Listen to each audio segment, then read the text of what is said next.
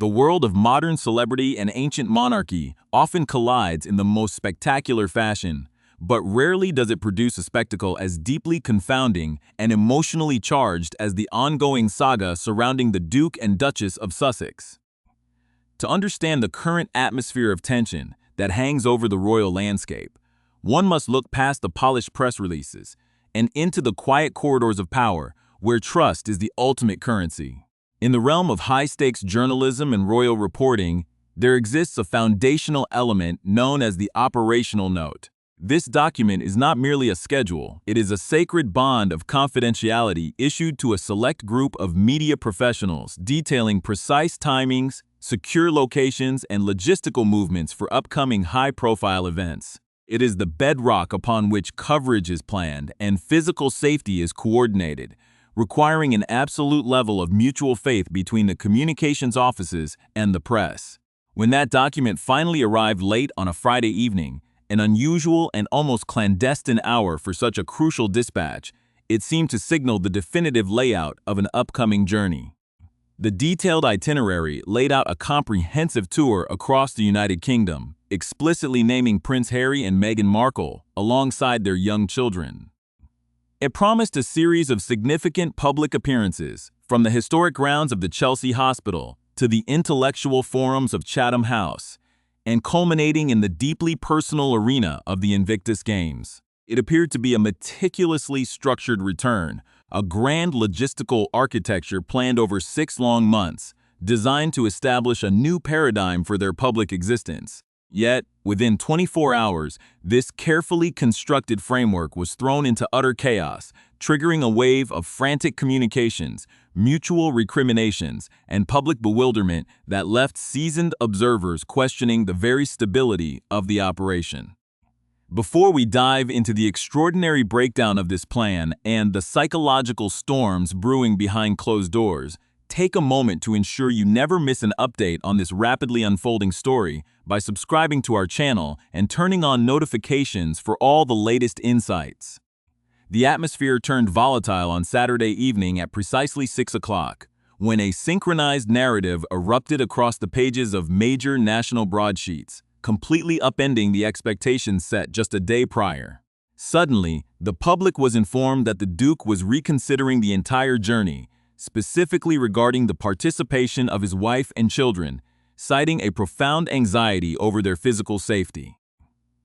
The narrative suggested that a sudden and unexpected shift in their security apparatus had left them vulnerable, pointing the finger at the established committees governing royal protection. However, those familiar with the situation recognized that the status quo had not altered in the slightest. The legal and logistical reality regarding their lack of official state-funded security had been settled and understood for a considerable duration.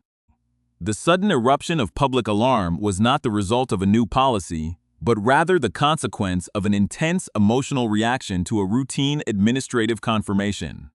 Behind the scenes, removed from the public eye on a private estate in Portugal, an intense psychological crisis was unfolding, characterized by profound isolation, deep-seated mistrust, and a volatile oscillation between intense self-pity and outward aggression. The realization that the state would not alter its constitutional boundaries to accommodate their specific demands triggered a wave of immense frustration, leading to a direct order to leak the narrative of a canceled tour to the very publications that had previously been the targets of intense legal warfare. As phones began ringing across media offices and staff members found themselves subjected to frantic, emotionally strained confrontations, it became clear that the grand return was being used as a high-stakes lever of pressure. This calculated explosion of drama was not merely an expression of logistical concern, but a deeply cynical attempt to apply emotional leverage to the highest levels of the institution, attempting to force a sovereign intervention into a matter strictly governed by the civil service and state authorities. The shockwaves from that explosive Saturday evening briefing reverberated through the entire media landscape, plunging royal commentators and palace staff into a weekend of unprecedented chaos and frantic damage control. By Sunday morning, the narrative had mutated yet again as a fresh briefing was directed toward alternative broadsheets, painting a picture of a man who had supposedly had the rug pulled from under him.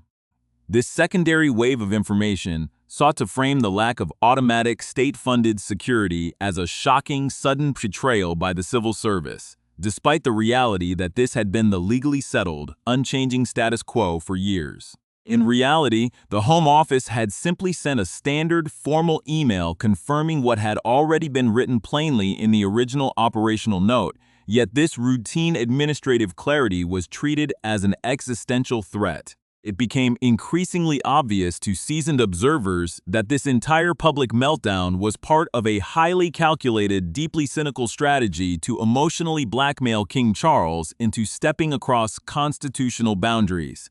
The king, throughout this long-running and exhausting security debate, had remained completely fair, just, and entirely consistent, rightly maintaining that he could not and would not interfere in matters of state policing and government-mandated security protocols. To attempt to force the monarch's hand by publicly dangling the presence of his grandchildren, threatening to withhold them from a grandfather who deeply wishes to see them,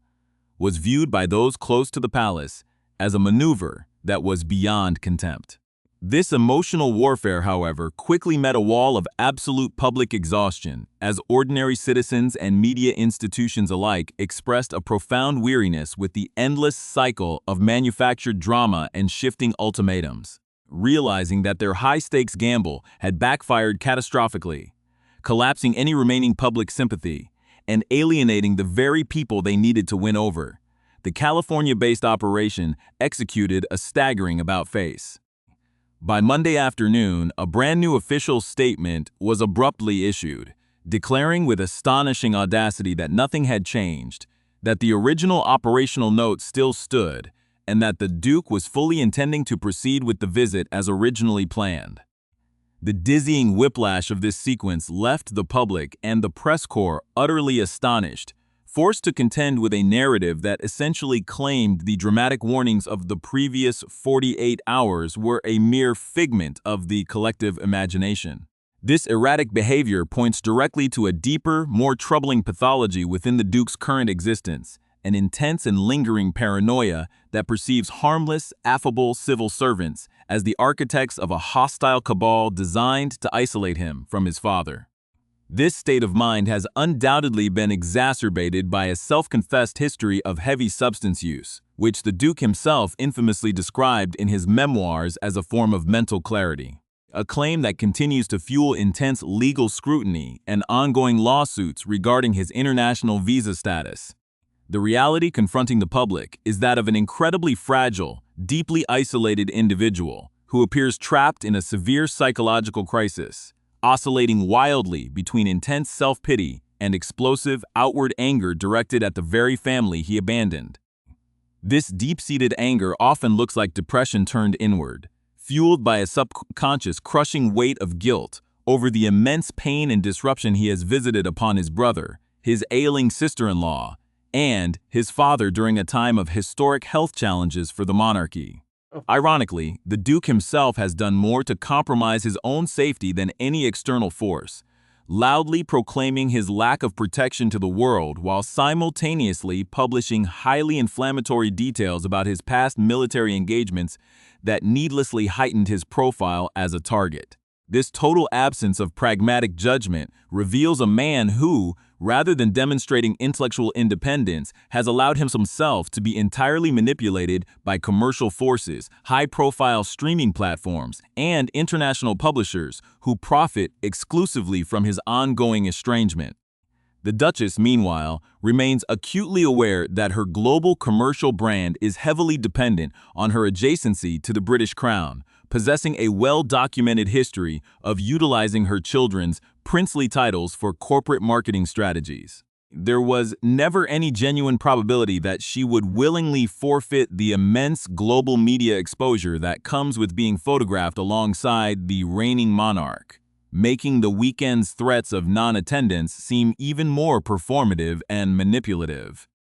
Compounding this intense weekend drama is the looming shadow of a major high court judgment regarding the Duke's extensive litigation against national newspaper groups, a verdict that legal insiders suggest could land with devastating consequences for his public credibility.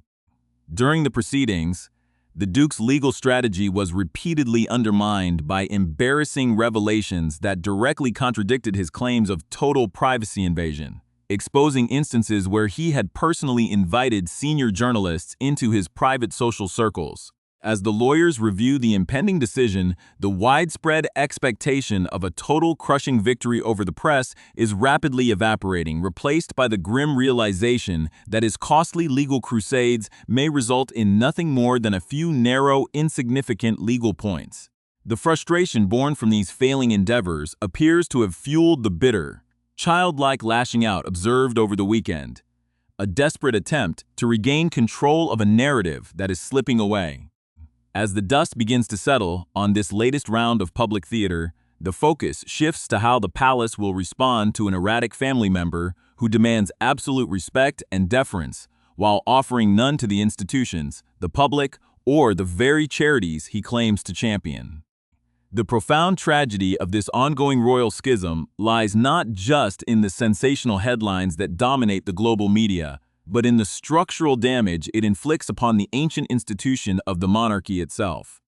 At the center of this storm sits King Charles, a father whose natural, deeply human desire to embrace his children and grandchildren is being weaponized against his constitutional responsibilities. Reports from the inner circles of the palace confirm that despite the calculated insults, the volatile reversals, and the blatant emotional leverage exerted over the weekend, the king intends to stand by his original offer to provide his son and daughter-in-law with formal accommodation at a royal palace during their visit. This decision, viewed by many seasoned royal historians and institutional traditionalists as a grave and destabilizing mistake, highlights the complex personal and historical DNA that guides the current sovereign. The king remains fiercely dedicated to an idealized concept of family unity, a foundational myth that was systematically constructed during the 19th century by Queen Victoria and Prince Albert. Before their era, the British royal family rarely sought to project an image of domestic perfection, frequently engaging in bitter, highly public internal rivalries that were accepted as a normal consequence of dynastic power. It was Victoria and Albert who transformed the monarchy into a model of the idealized British family, introducing German Christmas traditions, curated media representations of domestic harmony, and a rigid expectation of public solidarity that persisted through the 20th century. This carefully manufactured image of a unified household was masterfully sustained by Queen Elizabeth II throughout her historic 75-year reign, an era where inconvenient truths were quietly managed behind closed doors to preserve the sacred magic of the crown. However, the modern public no longer lives in an era that idealizes flawless domestic structures, and decades of visible fractures with the royal house have stripped away the illusion, leaving the public weary of performative reconciliation. Today, the subjects of the crown do not look to the king to prioritize a superficial, forced display of family harmony above the stability and prestige of the state itself. Instead, the contemporary world demands three clear, unyielding virtues from the sovereign: an exhibition of structural strength, an adherence to quiet dignity, and the preservation of national stability. The Duke and Duchess of Sussex, through their erratic public maneuvers and commercialized grievances, bring none of these essential qualities to the institution, offering instead an endless cycle of self-absorbed chaos and transactional relationships. They have established a pattern of behavior wherein everyone else is treated as entirely disposable, repeatedly upending complex institutional plans and compromising the schedules of dedicated public servants whenever it serves their immediate emotional or financial interests. This disregard for the broader community is perhaps most visible in the profound silence surrounding the true victims of this logistical warfare: the organizers, coordinators, and prospective attendees of the charity events and the Invictus Games. These dedicated individuals, who have spent months meticulously planning high-profile gatherings to support wounded veterans and public causes, have been left entirely in the dark, forced to read conflicting newspaper leaks just to discover if their patrons will bother to appear. The Sussex operation has come to resemble a volatile machine that lurches from one manufactured crisis to the next, dragging vital charitable organizations and well-meaning public figures along behind it, like tin cans tied to the bumper of a speeding car. This self-centric pathology is no longer an accidental byproduct of their transition to private life. It has become their definitive mode of operation, a reality that Prince William has reportedly recognized with absolute clarity for years. Friends of the Prince of Wales have long maintained that his firm, uncompromising stance regarding both Prince Andrew and the Duke of Sussex has been entirely vindicated by subsequent events, demonstrating that the only way to protect the integrity of the crown is to keep toxic, exploitative individuals at an absolute arm's length. For the king to offer an official apartment within the historic walls of Buckingham Palace, especially during an era where the monarch himself does not reside there full-time, is to invite a permanent center of disruption into the very heart of the state. It risks establishing a default sanctuary where the couple can arrive at will, creating an absurd situation where individuals who have spent years attempting to dismantle the credibility of the monarchy are rewarded with the ultimate symbol of royal prestige and protection. A more dignified resolute response would involve the king drawing a clear and definitive boundary, acknowledging their right to visit the United Kingdom as private citizens while firmly instructing them to secure their own commercial lodgings, thereby removing the palace from their theatrical narrative. As the international community prepares for the imminent arrival of the Duke and Duchess, it is clear that their self-interest will ensure the trip proceeds, driven by an urgent commercial need to maintain their proximity to the throne. Yet, the price of this proximity is a continuous erosion of trust, an exhausting spectacle that tests the patience of a nation and threatens to overshadow the quiet, dignified service of those who remain dedicated to the crown. The choice ahead for the monarchy is one between the preservation of an outdated, artificial image of family unity and the assertion of the strength and dignity required to lead a modern nation into the future.